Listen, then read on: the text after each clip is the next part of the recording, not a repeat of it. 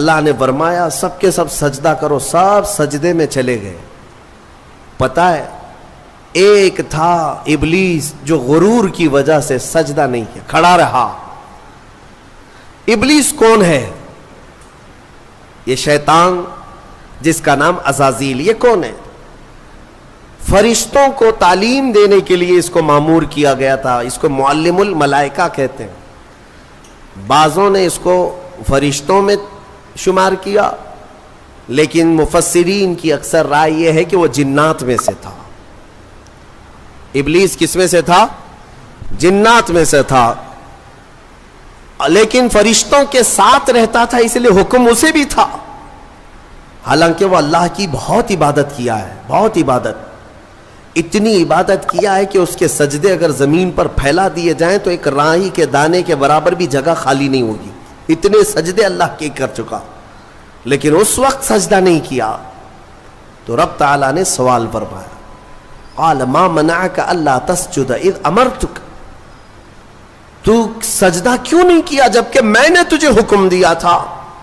قال انا خیر منہ، کہنے لگا اے مولا میں اس سے بہتر ہوں، آدم سے میں بہتر ہوں. خلقتنی من نار وخلقتہ من طین، تو نے مجھے آگ سے بنایا ہے اور اسے مٹی سے بنایا ہے.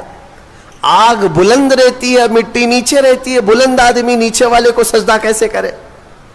ہاں یہی غرور ہے.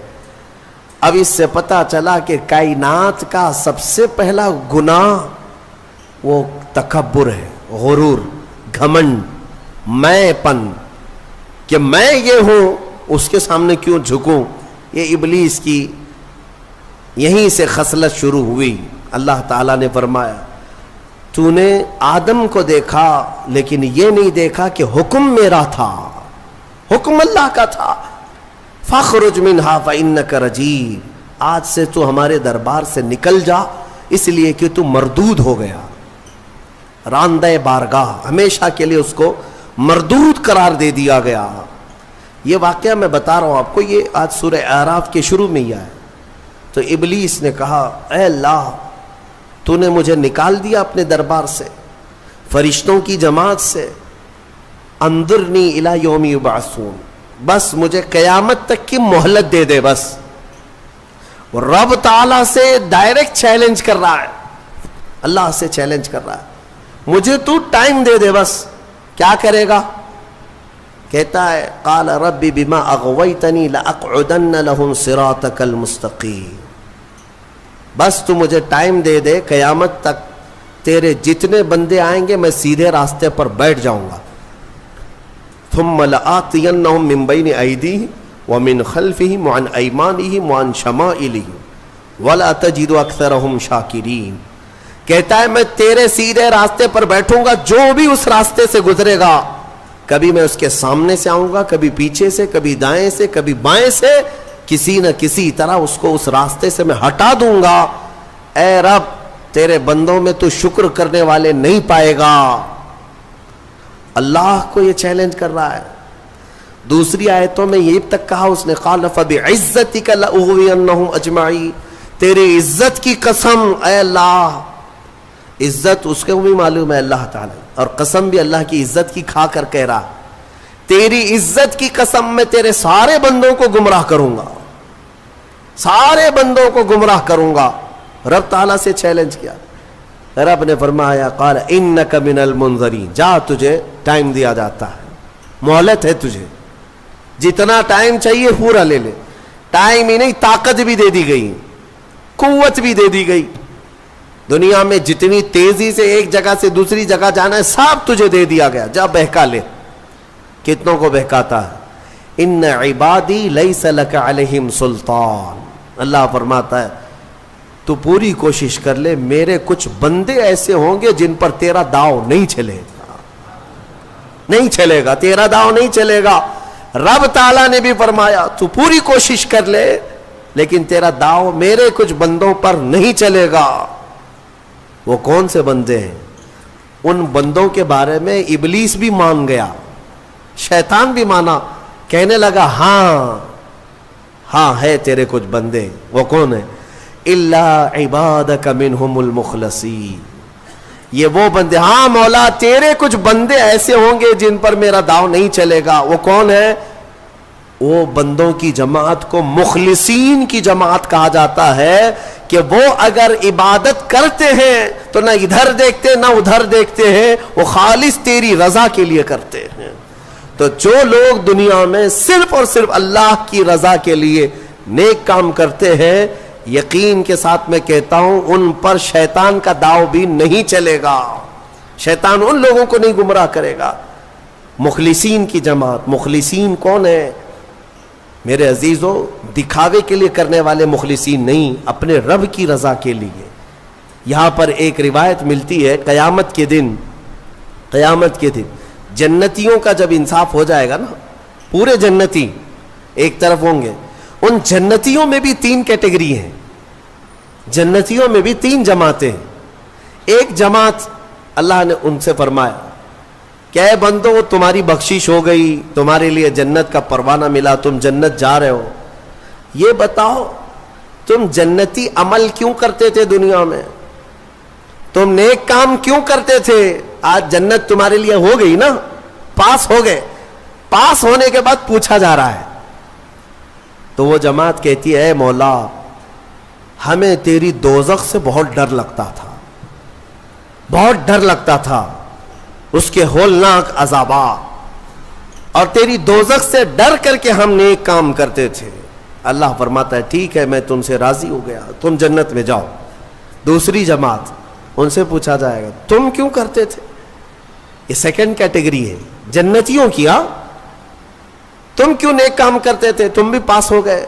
وہ کہیں گے مولا قرآن میں اور حدیث میں تیرے رسول سے ہم نے جنت کی اتنی نعمتوں کا ذکر سنا تھا، وہاں کے محلات، وہاں کی خوشبوئیں، وہاں کی حوریں، وہاں کے غلمان، تو شوق تھا کہ جنت میں جائیں، اس لیے نیک کام کرتے تھے.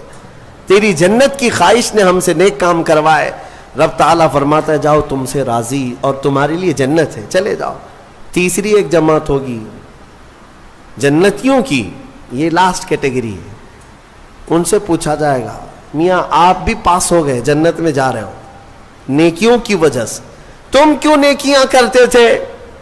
وہ کہیں گے کہ مولا ہم نہ جنت کے لیے کرتے تھے نہ دوزخ کے لیے، ہم تو خالص تیری رضا کے لیے کرتے تھے، تو راضی ہو جا، بس ہمارا مقصد اتنا تھا. تو رب تعالیٰ فرمائے گا جاؤ میں تم سے راضی ہو گیا اور جنت میں جاؤ. وہ جماعت کھڑی ہو جائے گی نہیں جنت میں نہیں جانا ہے. اگر جنت میں جائیں گے تو پھر بدلہ ہو جائے گا، معاوضے کے طور پر ہو جائے گا. پھر ہم کو اندر جانے کے بعد دوسرے لوگ تانا ماریں گے تم بھی جنت کے لیے کرتے تھے، وہاں بولے کچھ اور ہو. ہم نہیں جائیں گے جنت میں. رب تعالیٰ پھر دوبارہ فرمائے گا کہ اے مومنوں میں تم سب سے راضی ہوں، تم میری رضا کے لیے کر رہے تھے، میں راضی ہوا، جاؤ جنت میں. وہ کہیں گے مولا نہیں جنت میں جائیں گے تو پھر یہ مسئلہ آ جائے گا کہ تم جنت کے لیے کیا کرتے تھے، ہم تو تیری رضا کے لیے کرتے تھے. یہاں تک کہ روایت میں فرمایا گیا فرشتوں کو حکم ہوگا کہ ان کو بیڑیاں پہنا اور کھینچ کے جنت میں لے جاؤ. یہ مخلصین کی جماعت تھی. یہ لالچ میں عبادت نہیں کیے اور نہ ہی ڈر کر کے کیے، یہ خالص اللہ کی رضا کے لیے. اور اسی جماعت کے بارے میں شیطان بھی کہتا ہے ان پر میرا داؤ نہیں چل سکے گا، ان پر میرا حربہ نہیں چل سکے گا. اسی لیے میں مومنوں سے گزارش یہ کرتا ہوں کہ اعمال میں اخلاص پیدا کرو. اخلاص صرف اور صرف اللہ کے لیے، نہ کسی کو ڈر کر، نہ کسی کے لیے. عبادتیں نہیں، اللہ کے لیے. تم اپنی آخرت کو سوچو.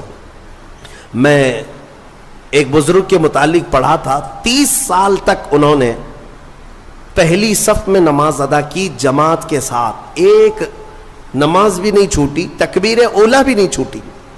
30 سال تک، توجہ چاہتا ہوں، 30 سال تک ایک نماز میں ایک جماعت نہیں چھوٹی اور پہلی تکبیر بھی نہیں چھوٹی، پہلی صف میں کھڑے رہتے تھے. 30 سال کے بعد ایک دن مغرب میں آئے تو ایک رکعت ہو گئی. 30 سال کے بعد ایسا موقع آیا، پیچھے رہ گئے. تو پھر جب آئے دیکھا کہ صفیں تو لگ گئی ہیں, پیچھے جگہ مل رہی تھی, تو انہوں نے شرم کے مارے, ڈر کے مارے, سب لوگ کیا کہیں گے, ابھی 30 سال سے جس کی جگہ پکی ہے آج تو ہے نہیں, چھوٹ گیا پیچھے, تو پیچھے سے ہی گھر چلے گئے. گھر میں جا کر نماز پڑھ لیا. عشاء میں اس ڈر سے نہیں آئے کہ سب لوگ سوال کریں گے مغرب میں کہاں تھے. تو اس زمانے میں ایک بڑے بزرگ تھے, انہوں نے پوچھ لیا کہ فلاں صاحب جو رہتے تھے پہلی صف میں, جن کا ریکارڈ تھا 30 سال کا, وہ کہاں ہیں؟ کہا کہ حضور پتہ نہیں, مغرب میں بھی نہیں آئے, عشاء میں بھی نہیں آئے.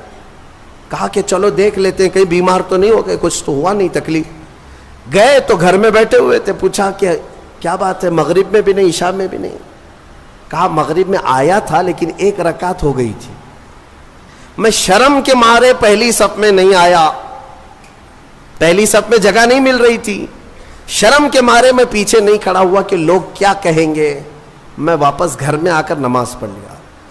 اس بزرگ نے ان سے کہا جو 30 سال کی عبادت کر چکے تھے, کہا کہ اے بندے جا پچھلے 30 سال کی نمازوں کو پھر سے ریپیٹ کر لے, دوہرا لے, اس لیے کہ جو تو نے نمازیں پڑھی وہ صرف اسی نیت سے پڑھی کہ لوگ کیا کہیں گے, لوگ کیا کہیں گے. تجھے اس بات کا خیال نہیں ہے کہ تو عبادت اللہ کے لیے کرتا ہے, جا پچھلے 30 سال کی نمازیں اعادہ کر لے, پھر سے پلٹا لے. عزیزان گرامی, اخلاص ایک بڑی دولت ہے, اللہ تعالیٰ اپنے مخصوص بندوں کو عطا کرتا ہے. بات میں یہاں پر سمیٹتا ہوں کہ ابلیس لعین آدم علیہ السلام کو سجدہ نہ کیا, غرور اور گھمنڈ میں اللہ تبارک و تعالیٰ سے چیلنج کر کے نکلا. اسے اللہ نے ٹائم دیا, وقت دیا قیامت تک کا, اور وہ بہکاتا گھوم رہا ہے ابھی بھی. ہاں بس رمضان میں قید ہوا ہے, رمضان میں شیاطین کو قید کیا گیا, یہ حدیث پاک سے ثابت ہے. ابھی تو ہے نہیں, ہماری محفل میں بھی نہیں ہے, اور ابھی رمضان میں کہیں ہے نہیں, لیکن پھر بھی کچھ لوگ ابھی بھی روزہ چھوڑتے ہیں. یہ کون سے شیطان ہیں؟ نماز میں نہیں آتے, پھر یہ کون ہے؟ ان کو کون سلاتا ہے؟ ان کو کون؟ شیطان کا کوئی خلیفہ ہے؟ شیطان کسی کو اپنی ڈیوٹی دے کر کے گیا ہے؟ یہاں پر نفس امارہ ہے, وہ ہر ایک کے اندر ہے. انشاءاللہ پھر آگے کبھی میں عرض کروں گا, وہ ہر انسان کے پاس ہے. جس نفس نے شیطان کو بھی گمراہ کیا تھا وہ نفس تو ہمارے پاس ہے. نفس ایک بہت ہی خطرناک چیز ہے, اسی سے لڑنے کو میرے آقا نے جہاد اکبر کہا. جو اپنے نفس کے خلاف لڑائی کرے گا وہ جہاد اکبر ہے, بڑا جہاد ہے. تو بہرحال آدم علیہ الصلاۃ والتسلیم کی پیدائش ہوئی اور آپ کو وہاں سے جنت میں رکھا گیا. اب یہاں پر کچھ باتیں مجھے عرض کرنی ہے, وہ یہی ہے کہ آدم علیہ السلام کو جب ساری چیزوں کے نام بتائے گئے اور سب کچھ علم دیا گیا اور پھر جنت میں رکھا گیا, جنت کیسی ہے؟ وہاں کسی چیز کی کمی ہے؟ کوئی چیز کی کمی نہیں, ساری نعمتیں ہیں. لیکن اس کے باوجود آدم علیہ السلام کو کچھ بے قراری تھی. کیوں؟ اس لیے کہ انسان جو ہے تنہا نہیں رہتا, انسان کو کوئی دوسرا انسان چاہیے. انس سے بنا ہے انسان, انس کہتے ہیں محبت کو, اس کے فطرت میں ہے یہ کھچاؤ, دوسرے کے ساتھ اس کا کھچاؤ ہے, لگاؤ ہے, دوست بناتا ہی ہے, اکیلا نہیں رہے گا انسان. تو آدم علیہ السلام کو جو یہ بے قراری تھی وہ تنہا ہونے کی. پھر ایک دن اللہ رب العزت نے ان کی بائیں پسلی سے کچھ حصہ نکالا اور اس سے ایک عورت کو بنایا گیا, وہ حضرت حوا تھی. ہاں اتنی بات میں آپ کو بتا دوں, آدم علیہ السلام کی پیدائش وہ کس جگہ ہوئی اللہ بہتر جانے, کوئی تو جگہ ہوگی, لیکن عورت کی پیدائش تو جنت کے اندر ہوئی. کہاں ہوئی ہے؟ جنت کے اندر ہوئی ہے. ہاں جنت میں پیدا ہوئی ہے عورت, یہ اس کا مقام ہے, اور یہ جنتی چیز ہے. اللہ تبارک و تعالیٰ نے اس میں جو خوبصورتی رکھی ہے عورت کے اندر, وہ جنت کی کشش ہے.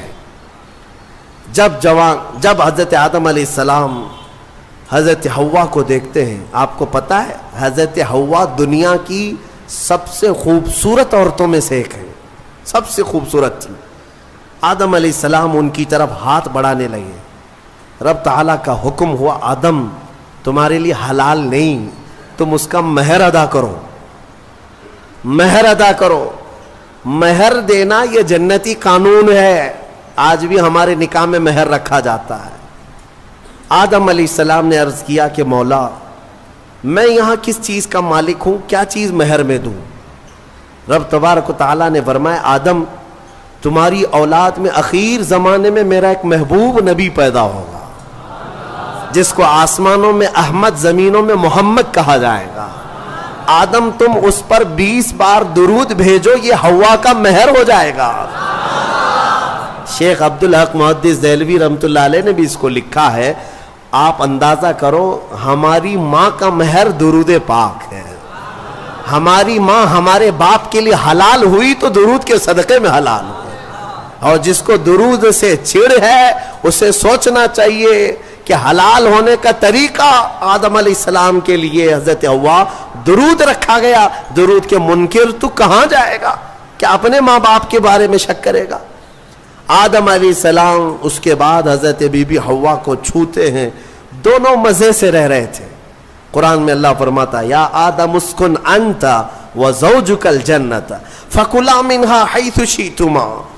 رب فرماتا ہے تم اور تمہاری بیوی جنت میں رہو, جو چاہے کھاتے رہو, جہاں سے من کرے کھاؤ. جنت میں گھومتے رہو پھرتے رہو, ساری چیزیں تمہارے لیے اب حلال ہیں.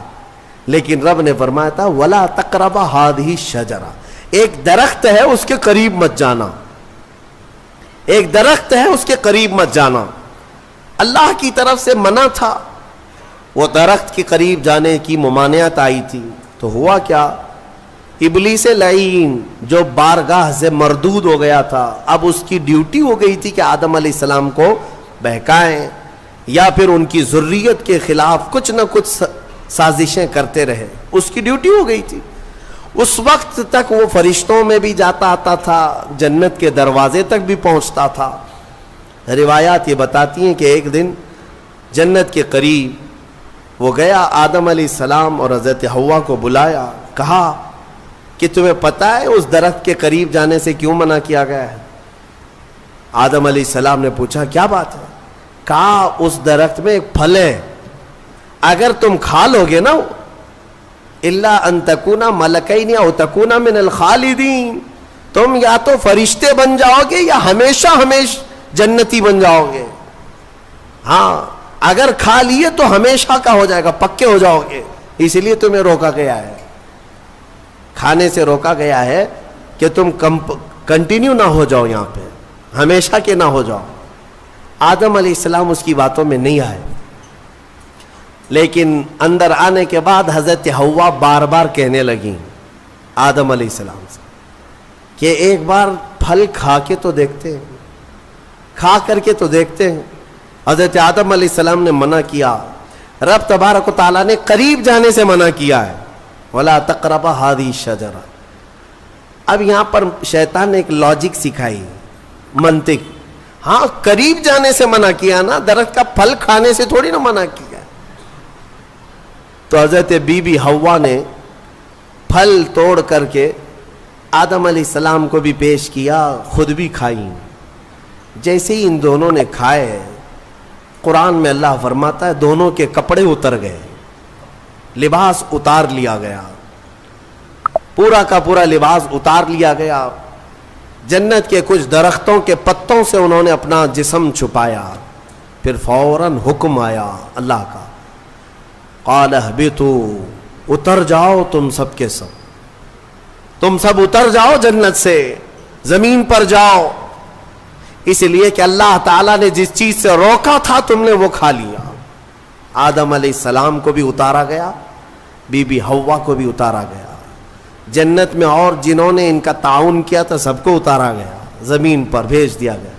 اور پھر الگ الگ آدم علیہ السلام کو سرندیپ پہاڑ پر جو سری لنکا میں ہے آج, حضرت حوا کو جدہ میں سعودی عرب میں. اتنا لمبا فاصلہ, اور پوری بھری دنیا میں دو ہی لوگ ہیں, اور ایک ادھر ایک ادھر. رب تبارک و تعالیٰ نے اتارا اور پھر یہ فرمایا ایک مدت تک تم کو زمین میں ٹھہرنا ہے اور پھر میری طرف لوٹ کر کے آنا ہے. آدم علیہ السلام اس بات پر روتے رہے, بہت روئے, تقریباً 350 سال روئے. سب سے زیادہ رونے والوں میں آدم علیہ السلام کا نام آتا ہے. پھر ایک دن ایسا ہوا کہ آدم علیہ السلام نے اللہ تعالیٰ کی بارگاہ میں یوں عرض کیا کہ جب میری آنکھ کھلی تھی, سب سے پہلے حضرت آدم علیہ السلام کی روح ڈالی گئی, آنکھ کھلی تھی, تو سب سے پہلے آدم علیہ السلام کی نظر جس چیز پہ پڑی تھی وہ لا الہ الا اللہ محمد الرسول اللہ. اللہ تعالیٰ نے اپنے نام کے ساتھ ایک اور نام رکھا تھا. آدم علیہ السلام نے اللہ کی بارگاہ میں یوں عرض کیا کہ مولا, جس کا نام تو اپنے نام کے ساتھ آسمانوں میں رکھا اس کے طفیل میری توبہ قبول فرما. فوراً رب تبارک و تعالیٰ نے جبرائیل امین کو بھیجا, جاؤ آدم کی توبہ قبول ہوئی, اس لیے کہ محبوب کا وسیلہ لیا گیا.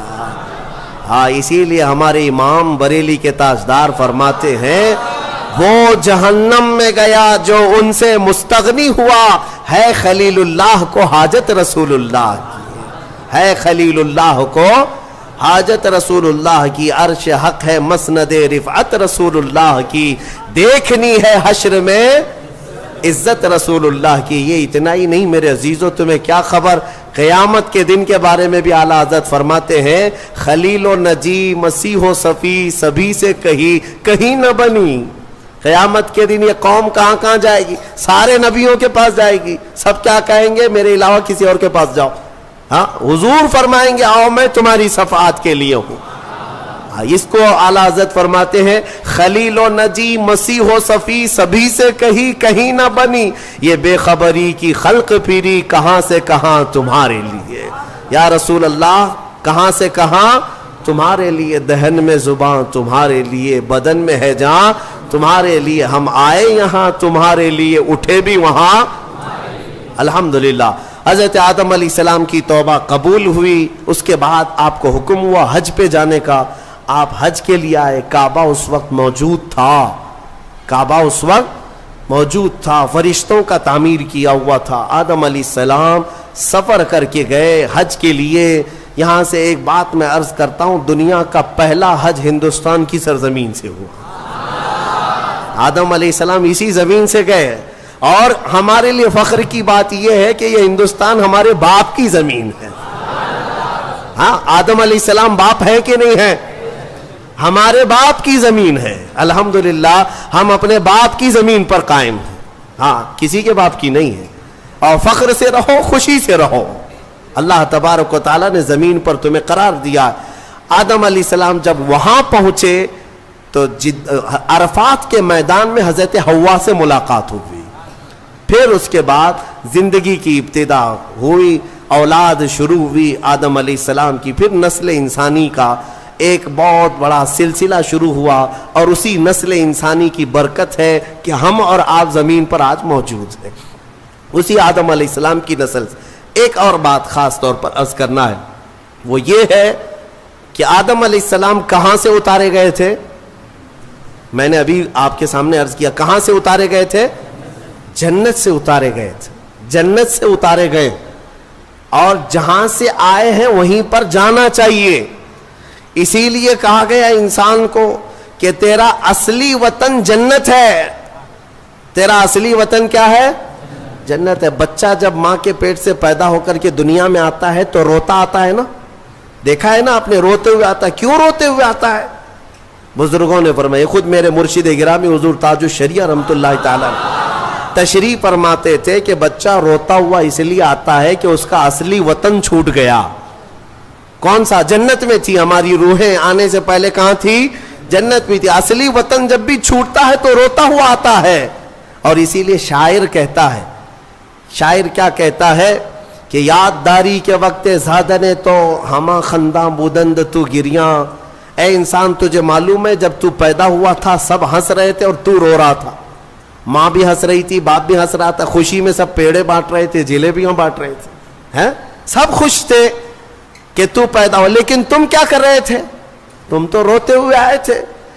چنا زی کے وقت مردنے تو ہما گریاں بودند تو خنداں. شاعر کہتا ہے اے انسان اب زندگی ایسی گزار کر جا کہ جب تیرے جانے کا وقت ہو تو سب رو رہے ہوں اور تیرے لبوں پہ مسکراہٹ ہو. تو ہنستا ہوا جا. کون ہنستا ہوا جائے گا؟ جسے اپنے وطن پر جانے کا شوق ہو, اپنے اصلی وطن جانے کا جسے بھی شوق ہوگا, موت کے وقت اس کے لبوں پہ مسکراہٹ ہوگی. اور جسے جہنم جانے کا ہوگا خاک مسکرائے گا, خاک مسکرائے گا. وہ تو ملک الموت کی شکل دیکھ کر کے لال پیلا ہو چکا ہوگا.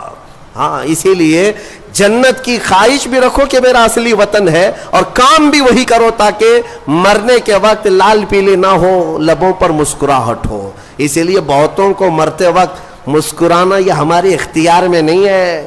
ہاں تم چاہو گے تو مسکرا لیں گے.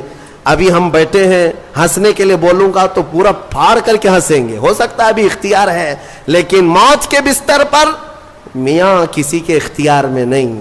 ہنسنا اس وقت تمہارے کنٹرول میں نہیں. اس وقت تو نزع کا عالم ایسا کہ مکھی بھی بیٹھے تو پہاڑ کے برابر لگے. ہنس کہاں سکو گے؟ ہاں بس وہی ہنسے گا جو زندگی بھر جنت میں جانے کی تیاری کرتا تھا اور مولا اسے موت سے پہلے جنت دکھا رہا ہو اور وہ ہنس رہا ہو. بس وہی ہنسے گا, باقی کسی کے کنٹرول میں نہیں ہے. اسی لیے میں اسی پر گفتگو ختم کرتا ہوں. ہمارے باپ آدم علیہ السلام جنت سے آئے تھے اور پھر وہ واپس جنت میں ہی جائیں گے. آدم علیہ السلام بھی, نوح علیہ السلام بھی, موسیٰ و عیسیٰ بھی, ابراہیم و اسماعیل بھی علیہ السلام, اور خود میرے آقا و مولا سیدنا محمد الرسول اللہ صلی اللہ علیہ وسلم جنت ہی میں جائیں گے. تو ہم جن کی امت ہیں, ہمارے لیے یہی فرض ہے کہ ہم بھی وہیں جائیں جہاں ہمارے رسول جائیں گے, اور جنت کے کام شروع کرو, نیکیاں کرو. اللہ تبارک و تعالی ہم سب کو اصلاح کی توفیق عطا فرمائے. مرنے سے پہلے مولا توبہ کی توفیق عطا فرمائے, جنتی اعمال کی توفیق عطا فرمائے. وآخر دعوانا الحمدللہ رب العالمین. السلام علیکم.